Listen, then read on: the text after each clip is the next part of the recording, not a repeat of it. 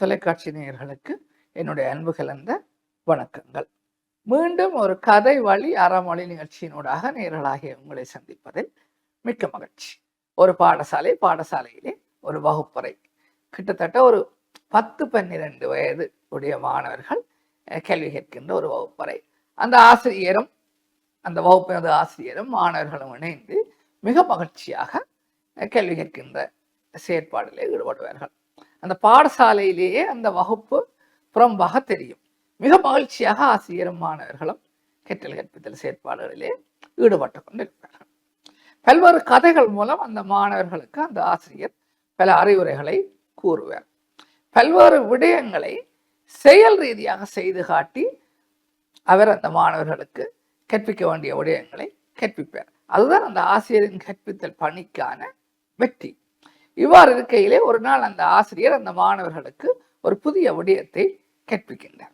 அந்த விடயம் என்னவென்று சொன்னால், ஒரு செயல் அல்லது ஒரு விடயம் நடக்கின்ற பொழுது ஒவ்வொருவரும் அதனை பார்க்கின்ற கோணத்திலேயே அந்த செயல் புரிந்து கொள்ளப்படும். ஏதாவது ஒரு விடயம் நடக்கின்ற பொழுது அதனை நான் எவ்வாறு பார்க்கின்றேனோ அந்த பார்வையிலே தான் எனக்கு அது தெரியும். இன்னும் ஒருவர் வேறு ஒரு பார்வையிலே அந்த விடயத்தை பார்த்தால் அவருக்கு வேறு ஒரு கருத்து அங்கே புலப்படும். இந்த விடயத்தை தான் ஆசிரியர் இந்த மாணவர்களுக்கு கற்பிப்பதற்கு முயற்சி செய்கின்றார். மாணவர்களுக்கு அது புரியவில்லை.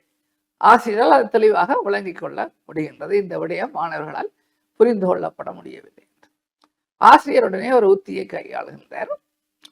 அந்த பாடசாலையின் ஒரு ஒதுக்குப்புறத்திலே இந்த குப்பை கூலங்களை போடுகின்ற ஒரு இடம் இருக்கின்றது.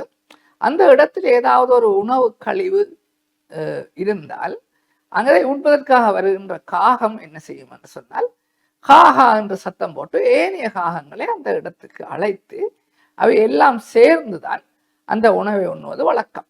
இது அந்த பாடசாலையில் அந்த குப்பை கழிவு போடப்படும் இடத்தில் என்றல்ல, காகத்தின் இயல்பு அதுதான். ஆசிரியர் காகத்தின் இந்த இயல்பை வைத்து மாணவர்களுக்கு தான் கற்பிக்க விரும்பிய விடயத்தை கற்பிக்கிறதுக்கு முயற்சி செய்கின்றார். உடனே ஆசிரியர் அந்த மாணவர்கள் அனைவரையும் அழைத்துக் கொண்டு அந்த குப்பை கொட்டுகின்ற இடத்துக்கு சற்று தொலைவாக உள்ள ஒரு மர நிழலிலே காத்திருக்கின்றார். இப்பொழுது ஒரு மாணவனிடம் ஒரு சிறிய அளவு உணவை கொடுத்து அந்த குப்பைகளின் மேலே போட்டு விடும்படி சொல்லி அனுப்புகின்றார். அந்த மாணவன் அந்த உணவை அந்த குப்பை மட்டின் மீது போட்டுவிட்டு ஆசிரியருடன் வந்து சேர்ந்து கொள்கின்றார். எங்கோ இருந்த ஒரு காகம் அந்த உணவை கண்டுவிட்டது. உடனே அந்த இடத்துக்கு பறந்து வருகின்றது. காகத்தின் இயல்பான குணம், தனியாக அது உணவை உண்ணாது. உடனே காகா என்று சத்தம் போட்டு ஏனைய காகங்களை சேர்த்து எல்லாமாக சேர்ந்து அந்த உணவை பகிர்ந்து உண்கின்றன. உண்டபின் பறந்து சென்று விட்டன. இப்பொழுது ஆசிரியர் அந்த மாணவர்களை அழைத்துக் கொண்டு வகுப்பறைக்கு வருகின்றார். வந்ததும் 2 மாணவர்களை தெரிவு செய்கின்றார். தெரிவு செய்து ஒரு மாணவனை கேட்கின்றார், அங்கே என்ன நடந்தது? நாங்கள் அந்த உணவை குப்பை மாட்டின் மீது போட்ட பின்னர் ஒரு காகம் அந்த இடத்துக்கு வந்தது. அந்த காகம் ஏனைய காகங்களை அழைத்து எல்லாமாக சேர்ந்து உணவை உண்டன. இதற்கான காரணம் என்ன என்று சொல்லி ஒரு மாணவனை கேட்கிறார். அந்த மாணவர் அதற்கு பதில் கூறவில்லை. எனவே ஆசிரியர் இந்த வினாவை பொதுவாக கேட்கிறார், உங்களில் யாராவது ஒருவர் இதற்கு பதில் கூறலாம்.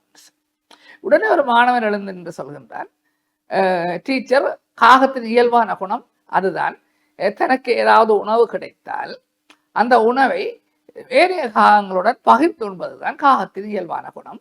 அதனால்தான் அந்த காகம் அவ்வாறு சத்தம் போட்டு ஏனைய காகங்களை அழைத்தது என்று ஒரு மாணவன் கூறுகின்றார். டீச்சருக்கு இந்த பதில் சரியாக இருந்தது. அவருக்கு மிக மகிழ்ச்சியாக இருந்தது. உண்மையாக இதுதான் சரியான பதிலும் கூட. இப்பொழுது ஆசிரியர் மீண்டும் கேட்கின்றார், வேறு யாராவது மாணவர்கள் வேறு ஏதாவது கருத்தை சொல்ல விரும்புகிறீர்களா? இப்பொழுது இன்னொரு மாணவன் தயங்கி எழுகின்றான். எழுந்து அவன் சொல்கின்றான், டீச்சர், நாங்கள் போட்ட இந்த உணவு சிலவேளை நஞ்சான உணவாக இருக்குமோ என்று சொல்லி அந்த காகத்திற்கு சந்தேகம் ஏற்பட்டிருக்கக்கூடும். அப்படி சந்தேகம் ஏற்பட்டதும் ஏனைய காகங்களை அழைத்து அவற்றை அந்த உணவை உண்ண விட்டு அவை அந்த உணவை உண்டு மயங்கி விழாமலோ அல்லது இறக்காமலோ இருப்பதை பார்த்த பின்னர் தான் அந்த உணவை உண்டது என்று சொல்லி இந்த சிறுவர் சொல்கின்றார். டீச்சருக்கு இப்பொழுதும் மகிழ்ச்சி. ஏனென்று சொன்னால், ஒரு மாணவன் இத்தனை தூரம் யோசித்து சொல்கின்றானே என்கின்ற மகிழ்ச்சி. இப்பொழுது அவர் தன்னுடைய விடயத்துக்கு வருகின்றார். மாணவர்களே, நாங்கள் எல்லோரும் ஒரே விடயத்தை தான் பார்த்தோம். குப்பை மேட்டின் மீது இருந்த உணவை காகம் ஏனைய காகங்களையும் அழைத்து ஒன்றாக உண்டது. ஆனால் அதனை ஒரு மாணவன் இதுதான் காகத்தின் இயல்பு என்று சொல்லி சொல்கின்றான். இன்னொரு மாணவன் அந்த குப்பை மட்டில் போடப்பட்ட உணவில் நஞ்சு இருக்குமோ என்று சந்தேகப்பட்டு அந்த காகம் அவ்வாறு செய்தது என்று சொல்கின்றான். இதனைத்தான் நான் இன்று உங்களுக்கு கற்பிப்பதற்கு முயற்சி செய்தேன். நடக்கின்ற விடயம் ஒன்றுதான், ஆனால் ஒவ்வொருவரும் நாங்கள் அதனை எவ்வாறான கோணத்தில் பார்க்கின்றோம் என்பதில் தான் அது புரிந்து கொள்ளப்படுகின்றது என்று சொன்ன பொழுது அனைத்து மாணவர்களுக்கும் ஆசிரியர் என்று கற்பித்த விடயம் புரிந்தது. மாணவர்களுக்கு மாத்திரமில்லை, எனக்கும் அது புரிந்தது. ஒரு விடயம் நடக்கின்ற பொழுது மனிதர்களாகிய நாங்கள் ஒவ்வொருவரும் ஒவ்வொரு கோணத்திலே அதனை பார்ப்போம். ஒவ்வொரு கோணத்திலே அந்த விடயத்தை நாங்கள் பார்க்கும் பொழுது எங்களுக்கு ஒவ்வொரு புரிதல்கள் கிடைக்கும். அவ்வாறு இல்லாமல் சரியான கோணத்திலே ஒவ்வொரு விடயத்தையும் நாங்கள் பார்க்க வேண்டும் என்கின்ற விடயத்தை தான் இந்த கதையினூடாக நான் புரிந்து கொண்டேன். மீண்டும் ஒரு கதை வழி அறமொழி நிகழ்ச்சியினூடாக நேயர்களாகிய உங்களை சந்திக்கும் வரை உங்களிடமிருந்து விடைபெற்றுக் கொள்கின்றேன். நன்றி, வணக்கம்.